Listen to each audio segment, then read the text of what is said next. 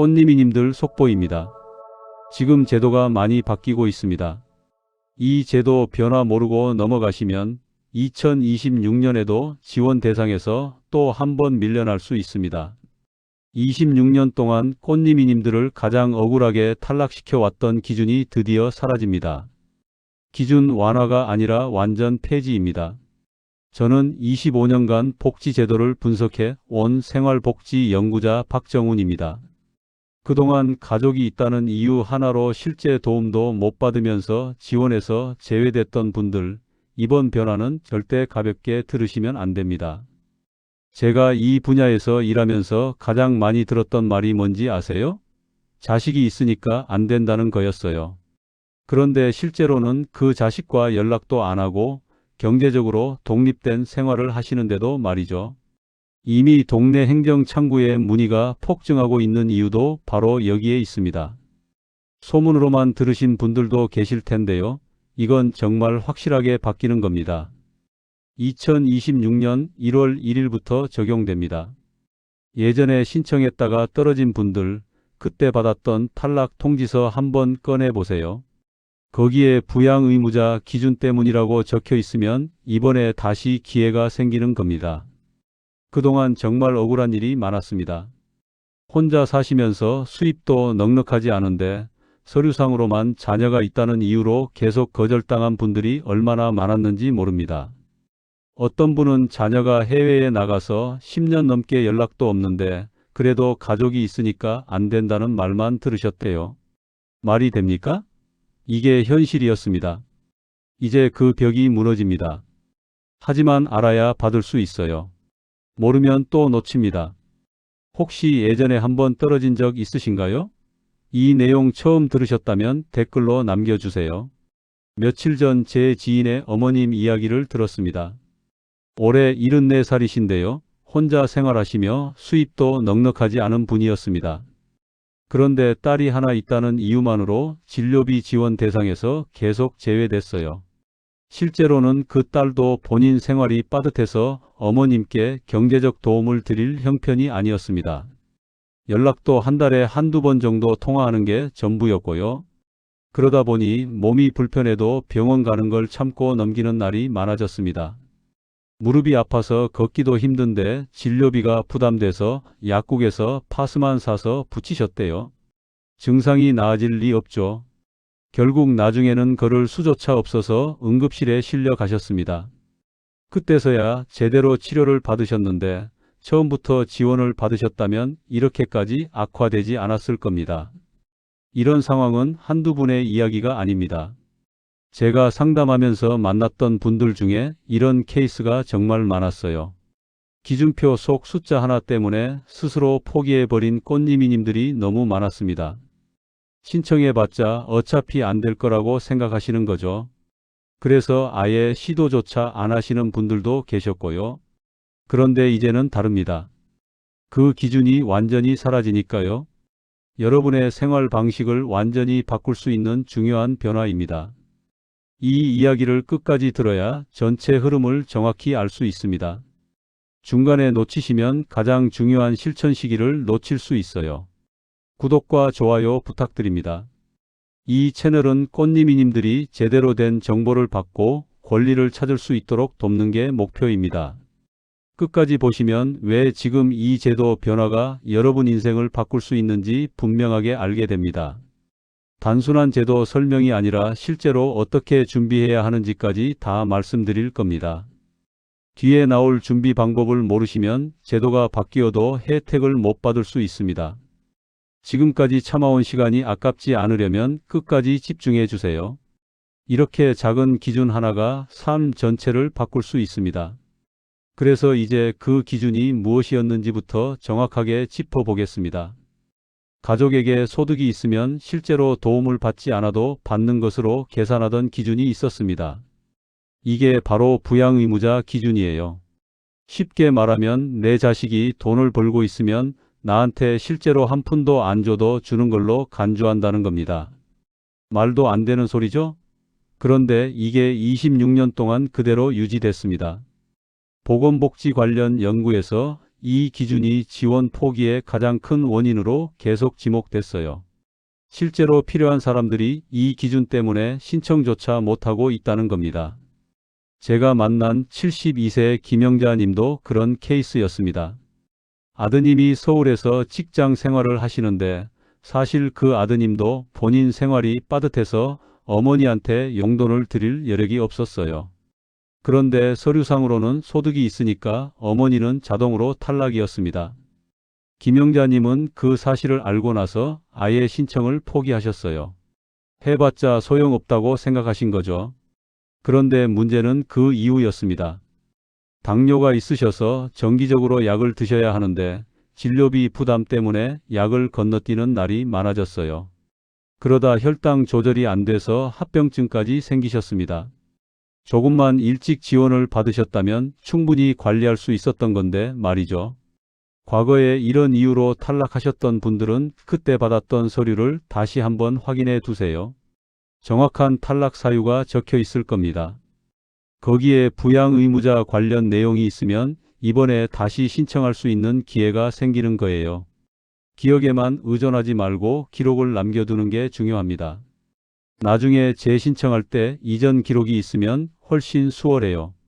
꽃님이 님도 이런 이유로 포기하신 적 있으신가요? 그럼 왜 이 기준이 그렇게 불공정하다는 말을 많이 들었을까요? 현실의 가족 관계를 전혀 반영하지 못했기 때문입니다. 요즘 시대에 부모 자식 간에도 경제적으로 완전히 분리된 경우가 얼마나 많습니까? 자식이 결혼해서 나가면 각자 생활하잖아요. 명절 때나 한 번씩 얼굴 보는 게 전부인 집도 많고요. 한국보건사회연구원에서 나온 자료를 보면 이런 제도 괴리 문제가 계속 지적됐습니다. 서류상의 가족 관계와 실제 생활은 완전히 다른데 제도는 그걸 무시한다는 거죠. 68세 이정수님 케이스도 똑같았어요. 자녀 두 분이 계신데 한 분은 연락이 완전히 끊긴 상태였고 다른 한 분은 본인도 실직 상태였습니다. 그런데 제도상으로는 자녀가 있으니까 지원 대상이 아니라는 거예요. 이정수님은 그 얘기를 듣고 정말 허탈해 하셨어요. 자식들한테 손 벌릴 수도 없는 노릇이고 그렇다고 국가 지원도 못 받고 그래서 결국 본인이 가지고 있던 작은 전세금을 조금씩 까먹으면서 생활하셨습니다. 노후 자금이 점점 줄어드는 걸 보면서 얼마나 불안하셨겠어요. 본인의 실제 생활 상태를 정리해 두시는 게 좋습니다. 누구와 살고 있는지, 실제로 경제적 도움을 받고 있는지 이런 것들을 구체적으로 적어두세요.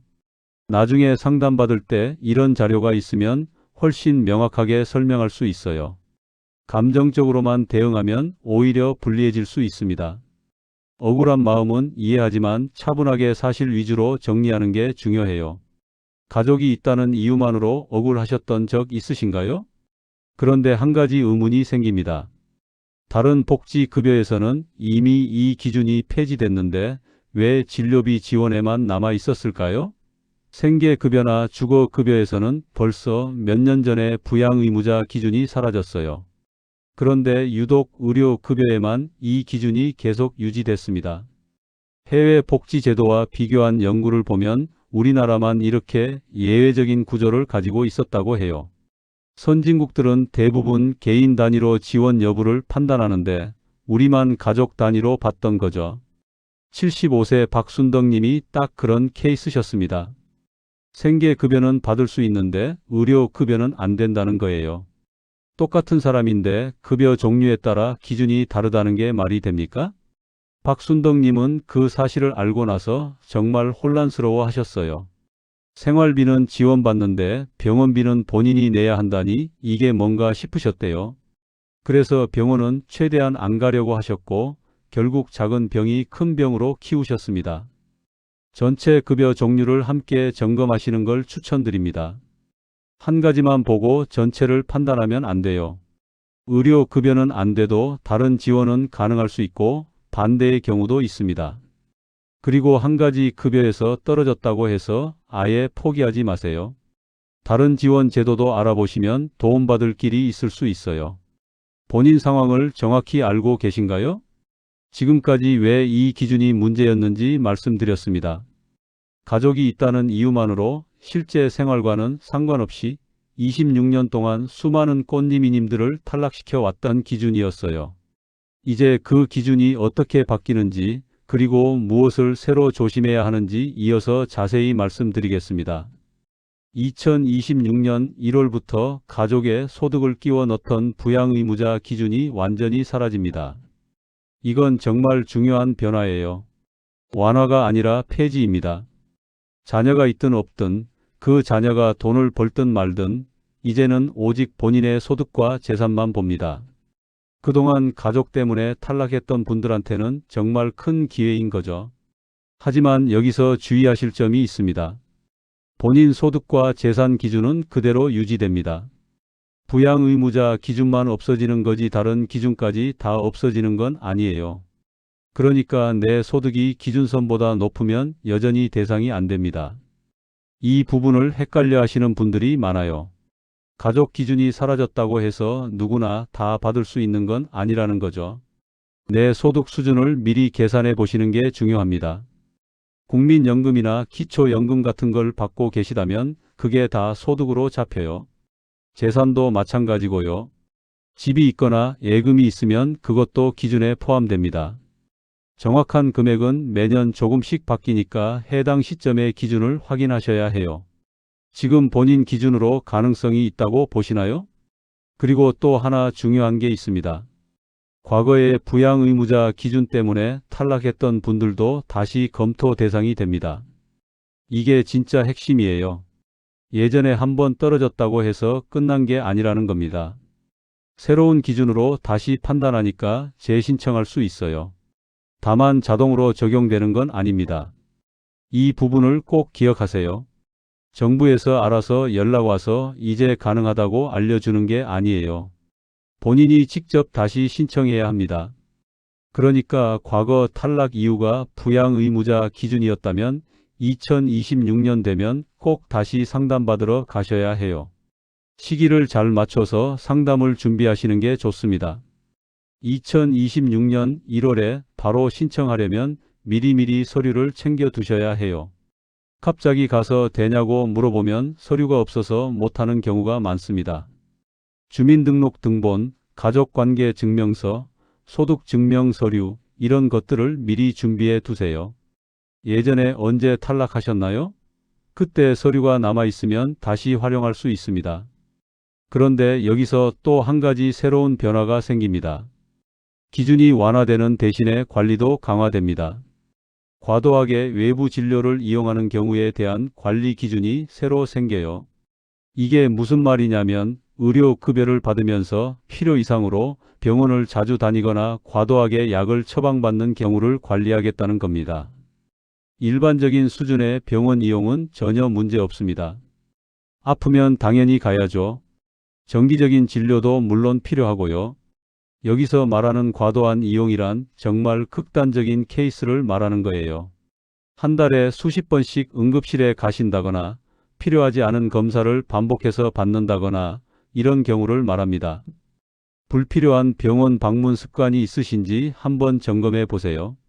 습관적으로 가는 건 아닌지 정말 필요한 방문인지 생각해 보시는 거죠. 물론 아프면 참지 마시고 가셔야 합니다. 하지만 단순히 심심하거나 누군가와 이야기하고 싶어서 병원에 반복적으로 가시는 분들도 계세요. 그런 부분은 좀 조심하시는 게 좋아요. 혹시 반복 방문이 잦으신가요? 이렇게 제도는 확대와 관리가 동시에 진행됩니다. 한쪽만 보면 안 돼요. 문턱은 낮아지지만 관리는 철저해지는 거죠. 이게 제도의 지속 가능성을 위한 조치예요. 정말 필요한 사람들은 더 쉽게 받고 부적절하게 이용하는 경우는 막겠다는 취지입니다. 그런데 문제는 정확하지 않은 정보가 소문으로 퍼지는 경우가 많다는 겁니다. 동네에서 누가 이렇게 들었다더라, 저렇게 바뀐다더라, 이런 식으로 얘기가 돌아요. 그러면 헷갈리시는 거죠. 소문만 믿고 판단하면 정말 위험합니다.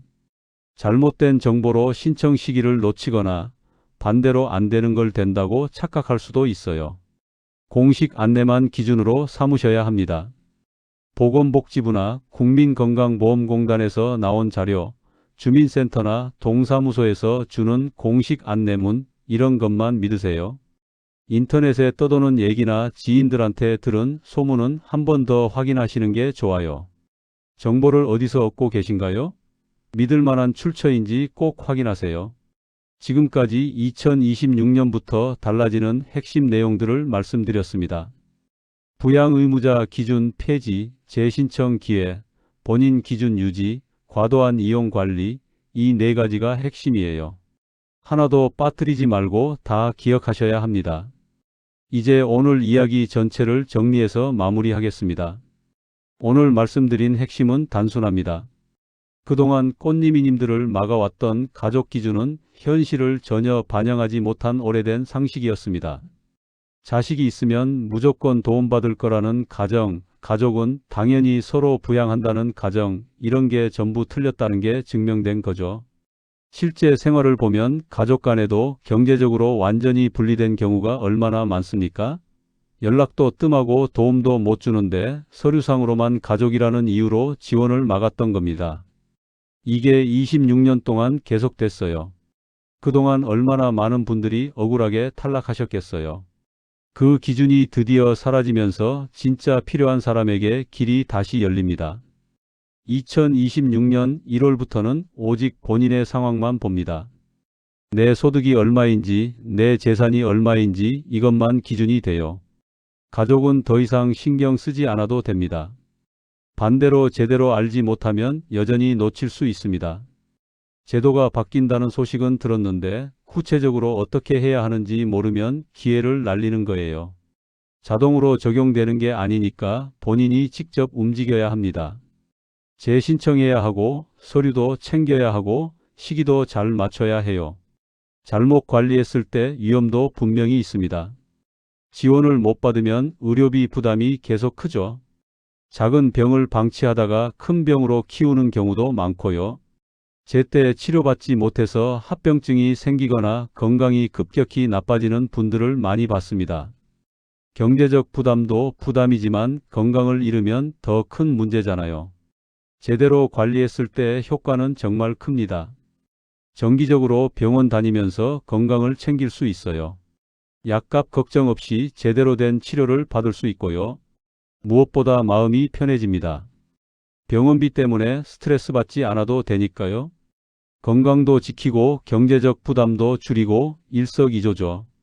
오늘 당장 할 수 있는 한 가지를 말씀드리겠습니다.